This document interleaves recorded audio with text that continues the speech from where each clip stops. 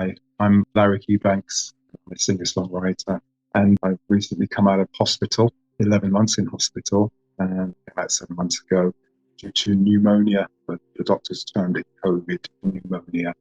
I had been struggling with breath and the days being in hospital.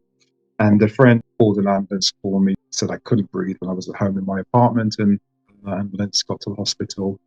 And they could just tell by the way that I was breathing and colouring my skin with sweats and everything. They knew something quite bad. And then they rushed me into the ICU and said they have to induce me in coma. That was by the second day. They were like, we're going to induce you to a coma.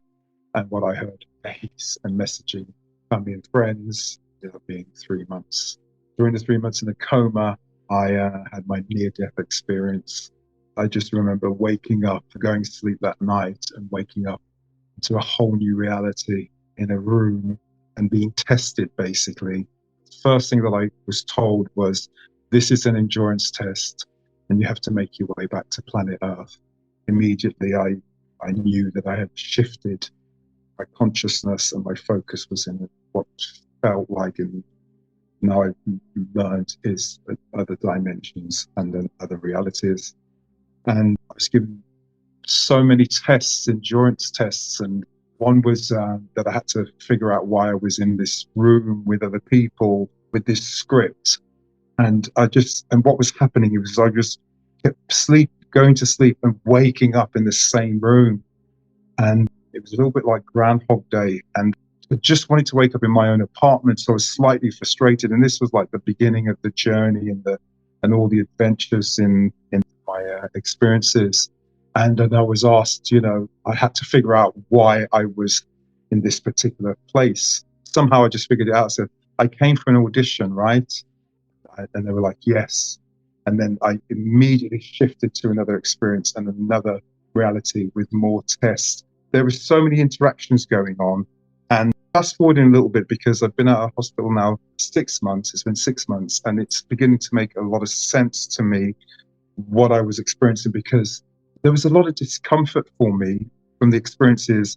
There was humiliation tests that I had to go through, and I was being tortured as well. And then I was having these wonderful, wonderful experiences. And I've been realizing lately, just through information that's coming to me, because I'm still getting downloads, that I was really experiencing a lot of the fears that I've been living here on Earth. Just lots of fears, things that weren't allowing me to promote my full potentials, let's say. One of the beautiful experiences that I had was assisting souls to exit planet Earth into another dimension. And this experience in particular was so magical to witness, because I saw what I've come to understand was Christ's image in the sky, and the sky was a portal, and I was on the top of the roof, looking down, and I was watching souls leaving, exploding up to the sky. My job was to assist that and just watch the wonders of that and the magic of that. And as I watched the souls go to what I now understand to be the Christ figure and Christ energy, and I watched the souls crossing over to another dimension, that was information given to me to understand the transition of how we leave. And I've been questioning this a lot during my life, and I'm sure a lot of us do. And as I'm saying now, I'm understanding a lot of the experiences was really for me to, really to give me validation on that stuff. It's so much information sometimes, this is, and it's so many experiences. The order of it, sometimes it just overwhelms me, because there's so much that happened. The tests really were things that I've done in my life, like go for auditions for my music and sending. It's all related to now. Now I understand it's all related to the life that I've been living and all the things that were holding me back. Because what's happened to me now is, after trying to figure out a lot of those experiences, I'm now being shown and I'm implementing them into my life now, how I'm dealing with life now. I feel like this is the best life that I'm living right now. I'm fast forwarding, by the way. That's why I'm trying to get back into the story. It's hard for me to delve right now into my experiences because even now, I'm going to share this with you. I'm being prompted that it's almost like that's old news. I need to step into my now moment and keep moving forward with the work that I need to do. And I get information. I'm still getting information, and it's showing me, more about just moving forward.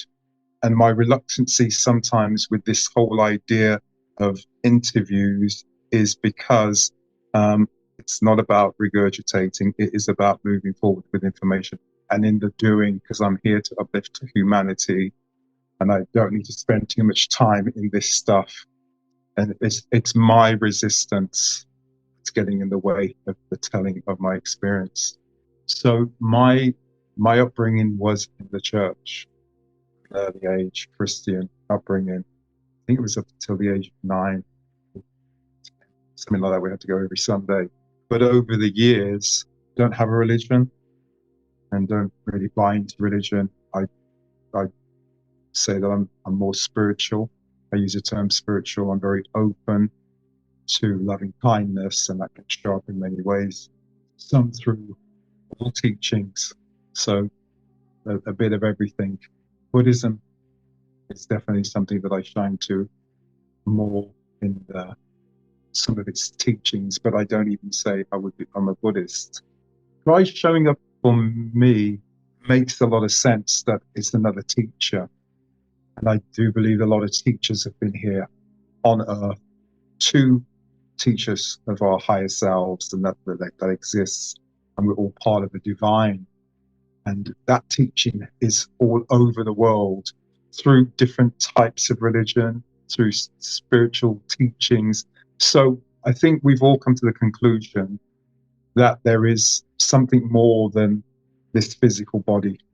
I've been shown this through my near-death experience and the experiences that I had. Taking a breath, I'm explaining to you, I'm taking a breath because every time I'm trying to tap into my experience, something else is being prompted here with me. I'd like to talk about our divinity, the divinity that's within us.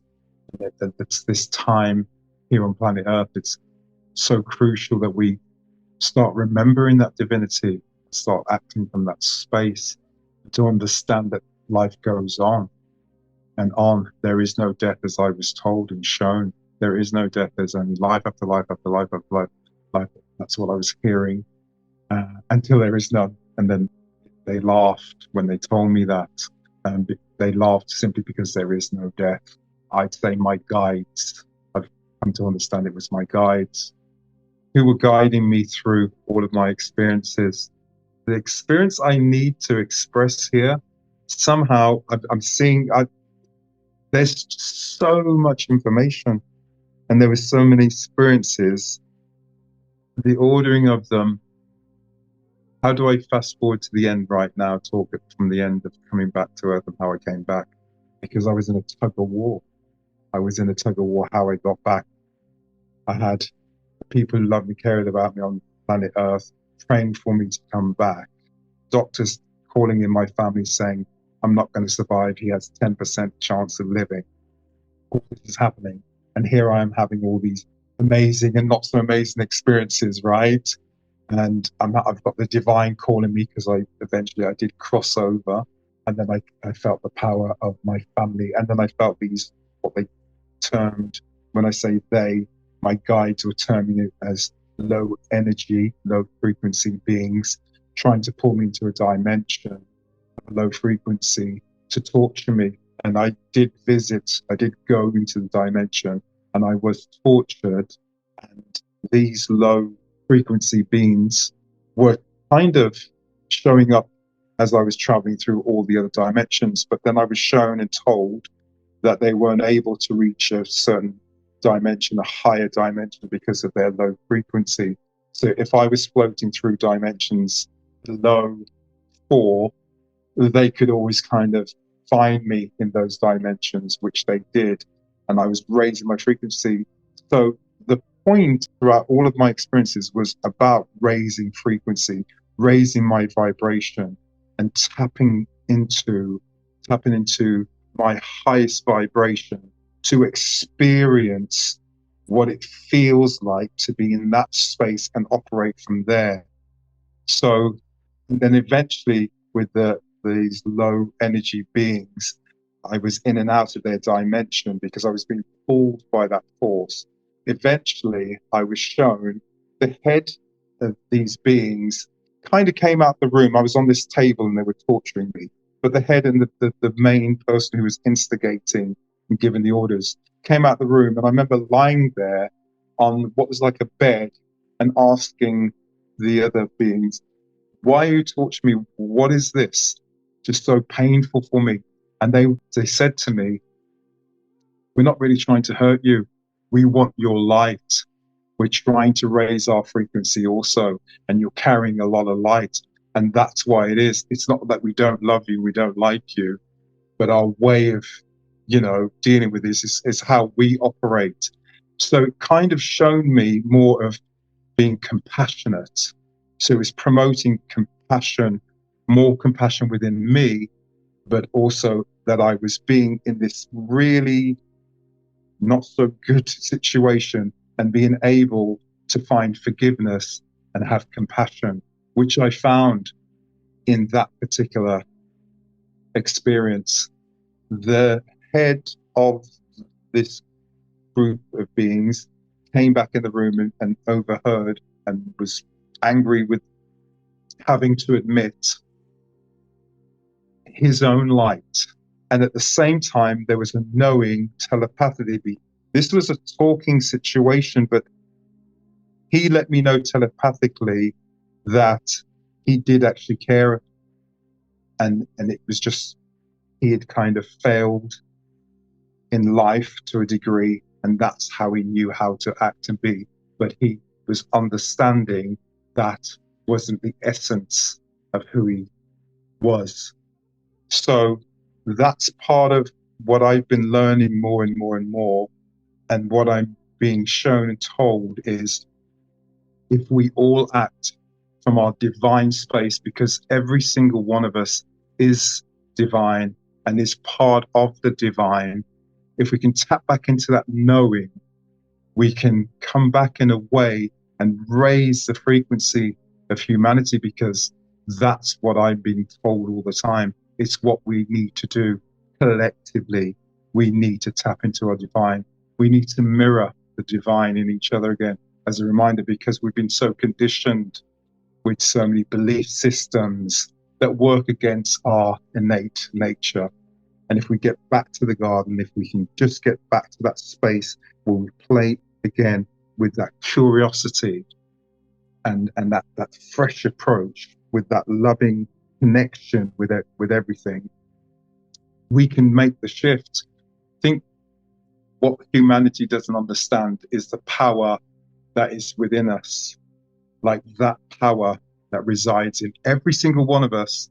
Even if you can't see it, even if people are behaving a certain way, there is a divinity in each and every one of us.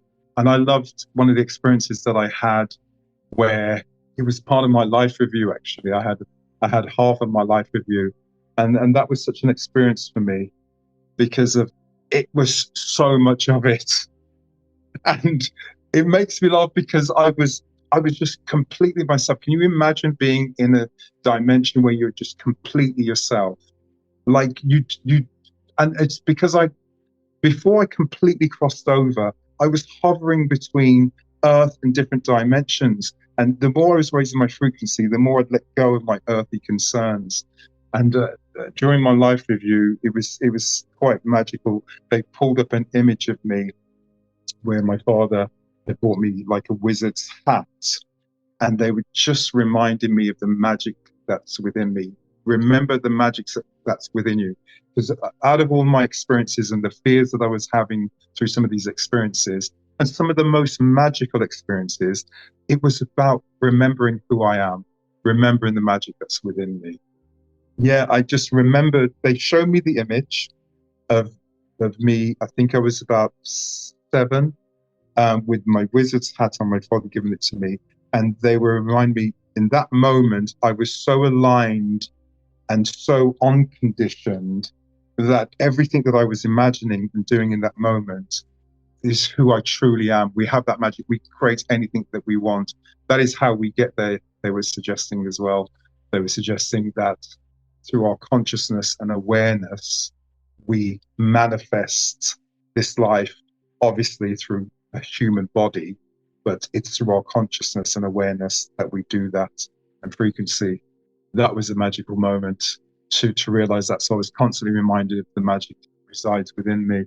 Also in my life review, this was really interesting for me. I was shown how we make other people feel. They showed me, it's like a video clip. You're watching back your life. And I was about 12, around the age of 12. And somebody who lived on my street came and knocked my door. And I opened the door, and the mean 12-year-old in me, for some reason, because I saw that he wanted to put his foot on the first step, almost like he wanted to come into my family home. The mean 12-year-old, I kind of moved his foot out the way to suggest that he couldn't come in. For whatever reason, I'm 12 years old. And they were showing me how it affected him, how that one act just changed, because they were showing me, they weren't saying, they were showing me in the clip. He just came because he wanted to be my friend. We lived on the same street. And I just saw that with a resistance and pushed his foot away, and how it affected him. And he left my town to another town years later, but he took that memory with him, just wanting to be my friend. We lived on the same street. It didn't ruin his life. It's not that it's ruined his life, but they were showing me the subtleties of how we act to one another, how it changes the trajectory of somebody else's life. And that was really powerful for me, and left a kind of mark on me since I've come out of the coma, of how I look at people and things. I've always been, I think I have a good, loving heart. A lot of people have told me that over the years, because I've practiced meditation for so many years. But it was really interesting to see that. And then I was told there is no judgment. I know a lot of people don't like to hear that, but I was told and shown there is no judgment. There isn't some great divine that all that is, judging people. We created that on earth. And they showed me that in a way that when we get our life review and watch that back, like when they showed me being 12 and just pushing somebody's foot away from the door and how it affected them, we have to deal with that. Now, it's not like, you're going to hate on yourself as such, because when you're in the dimension where you're in the fullness of all that you are, you simply review it from a perspective of, I'm going to do things differently. That's what happens. And it's like a school, really. If you think about it, life has in its own ways how it is when we cross over. It's just lessons that we've got to learn. It's just improvements we've got to make with interactions with each other. So the no judgment, it's a case of, when I was watching back my life review and everything, it was so overwhelming to me of, if I just stayed more aligned and to the truth of what I know, how life can be so different for us. But when we're playing from a place of fear, which most of us do, we all wear the social mask, we're not aligned, right? You can't be aligned with your heart desires if you're acting out of fear and spite, or the social mask, because you're not being who you truly are. So it was prompting me and reminding me, if we act from our divine nature, we live a life on earth. And I think that's where the term heaven on earth comes from. I don't know, and I'm not trying to, bring religion as such into this equation, but it makes a lot of sense if you think of the afterlife as like a heaven, and people think of heaven to be this wonderful place of light and love, let's say, then it makes a lot of sense. If we act within an aligned place, the outcome is going to be a lot different. So if we admit that more to ourselves, I think we can definitely improve our relationships here, for sure.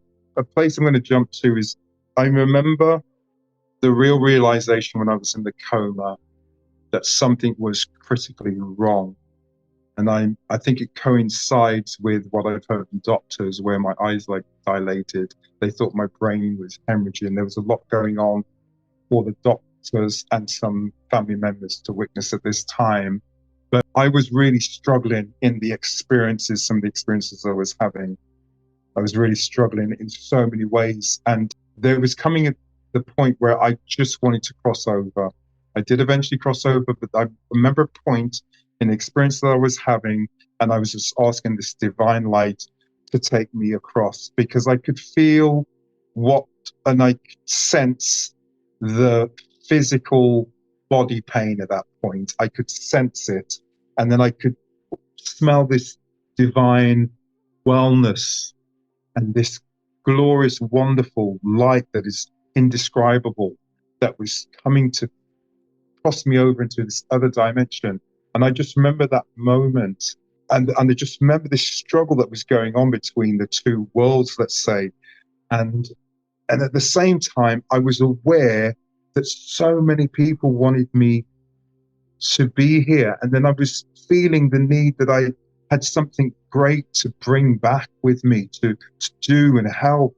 I could be of service in a whole nother way, which would really uplift humanity. And there was a struggle within me taking place between these two worlds. And then I was told the word God breath, and there was something going on with my breathing, which doctors have kind of told me their words exactly are, even to this day when I go for my checkups, we don't know how you're here. Because the thing is, I'm probably underplaying it here, but if you read my report from the doctors with all the stuff that's going on, it's true. It takes me a moment to really hear that myself. So in this moment, I heard God breath, and I was told that I needed to tap into my God breath. And I was questioning, what is the God breath? What is the God breath? And that I was being told by this divine voice, telepathically, it's in the bottom of my stomach. And it's the God breath that breathes all things. And the struggling that was taking place. And now I can only imagine what the doctors were going through. And they were rushing me, I was told by my sister friend, Donna, of them wanting to rush me into whatever that room was going to be. I can't remember the term. I just had to just relax, get into my God breath, and allow the divine just to breathe through me, because the divine breathes through all of us.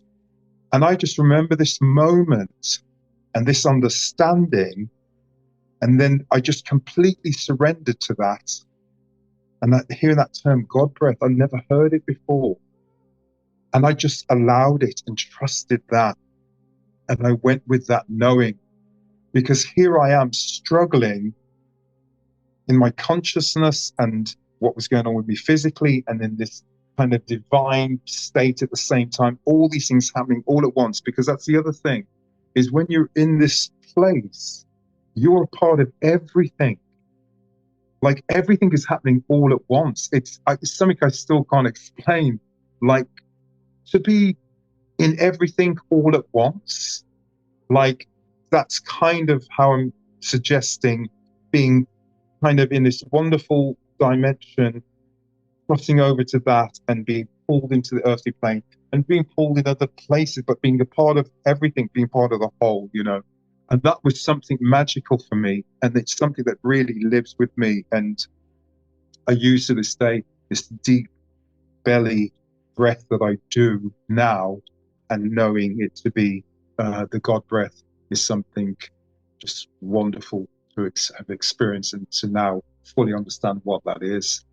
It makes sense, because sometimes it's hard to articulate this experience, but I was also told, I love that I get things shown at the same time told to me, because I was told for people to understand that before you go to sleep at night, do you have to consciously think to breathe your body? You simply go to sleep and your body's breathing itself, right? So what is that? That's my question. What is breathing the body? So if you just ponder on that for a moment, it probably helps to understand a little bit more of what I was experiencing at that time. So there was a lot of things that saved my life collectively. The loving love that I received from a lot of people that I know, my family, and a lot of people that I didn't know, because to my wonderful surprise, when I came out of coma, so many people that I'd never met before had started groups and just joined in it because they knew and heard of my story. I make music, so I think my music has touched a couple of some people somewhere. I'm not, it's just touched a few people along the way somehow. I think that some people got wind of it. People I've never met before, also groups, were sending me prayers. I've looked back at some of those WhatsApps that people were showing me. Here's the group that you had, Larrick. I was going, who's that? I go, yeah, just people who heard about your story, because it's a big story. That's what's happened to me. And I was in hospital for 11 months. I was in ICU for 5 months, in a coma for 3 months. Yeah, and in hospital a total of 11 months. It's a big thing. And sometimes I can't, in my humanness, I can't grasp the grandness of all of that, because I just get on with my day-to-day life. I mean, I came out there, they didn't know if I'd walk again, would I talk again? But I knew that I would. And I tell you why I knew that I would, because all the experiences I was having during my coma, I was told a lot during the time: trust the process, because everything was about growth and everything was pointing me back to the magic that's inside of me. I was told that so much, the magic that's inside of you, and to trust the process. Here's one of the tests that weren't so good, and this is why it's hard for me to articulate this experience, because when I think of the more darker moments that I shared, it does bring up a feeling of dread. It brings a little feeling of dread, and at the same time, it brings me a lot of hope because I got through it. When I completely crossed over, I was greeted with the most profound love I've ever felt in my entire life. Just this beautiful love and the lightness that I felt, and no concerns that I ever had on planet Earth. I just felt pure love, pure light, and it truly is indescribable. The feeling lives with me. And this divine figure, whatever people want to say that is, for me, it was what I'd call the all that isness, the creator of all that is. I was shown this wonderful place, was like a wall around it, but it was like this light wall. It was like a wall made of light. I couldn't quite see inside, but what I could see hovering up was just these beautiful beams of light that he was suggesting, telling me that it was souls where we end up. It's like the place that all souls reside before they come back for another experience on Earth. And this place is so magical. I mean, I didn't want to go, so I was quite happy to go inside this place. And as I was walking up to this wall of light and just seeing all these beautiful bright lights sparking from above, I was then told twice, "This is not your time. This is not your time." And I just remember from that, I started to just kind of come back through this. It felt like, I'll say, it's like a tunnel of different lights, sparks of lights, like stars, and just this light. And you're coming through, it's like a tunnel, and you're coming through. And I felt myself coming. And the funny thing is, my mother, who's still with us, thank you, was there trying to receive me and saying, "I've got you, son, I've got you, son." She started to appear, and I saw just energies. I couldn't see specific faces. I saw my mother, but I saw just like energies of pulling me, come back, come back. This felt this whole thing of like this not so good energy trying to pull me one way, planet Earth pulling me. And then I was told, "Where do you want to go? Do you want to go to the fifth dimension?" That's another story, because I did visit the fifth dimension. And then I was told, somebody who's very dear to me, they said, "But you won't see this particular person if you go to the fifth dimension." And I said, "Well, we can't have that, can we?" And I said, "I want to go back to planet Earth." I want to continue the life that I'm living, but I want to come back with this new understanding. And I was just coming back to earth, coming back to earth, coming back to earth. And before I knew it, I was coming into my body, and then I started to feel the pains, the body pains, and the severity of what I'd been through. And I just remember that happening and just feeling this. It's, you know what, it's like trying to force this grandness into the smallest funnel. That's what it felt like to me coming into my body. It was like all this just being stuffed into this. So it was kind of awful, and it just felt like that for me. And then I remember coming into my body and thinking, okay, this is where new life begins for me. And funny enough, since I've been back, I don't feel like I'd say my old self. I feel very different, seeing things very differently now, and operating from this higher knowing and trying to make sense of a lot of it, to be honest, to make sense of the experience and how to really implement that and how to use information, because I've been given a lot of information. I know it's for the greater good. So I'm just figuring out, I'm writing it down. I've been writing it down. I've been reaching out to people to support that, and see if I can get the full story out, because there's so many experiences, and give this information that I've been given for others to be inspired and to grow. That's my NDE story, the best I could tell it, because it's not always easy to relive that, some of it, because some of it was very testing for me, and some of it was magical and beautiful and amazing. But I know it's all for my highest good, so I'm very grateful. I told the doctors this because they were very uncertain with me when I came back round. Even when I came to, they were asking me lots of questions, and I said to them, I think third week after coming out the coma, I said I wouldn't have missed this party for anything. And they thought I was psychologically not okay. And they suggested for psychologists, funny enough. And I said, I'm okay, I really am. Some stuff that I know that's going to help uplift, and I feel of more purpose. You don't need all that stuff to be of purpose, but that's my NDE story. Larrick Ebanks.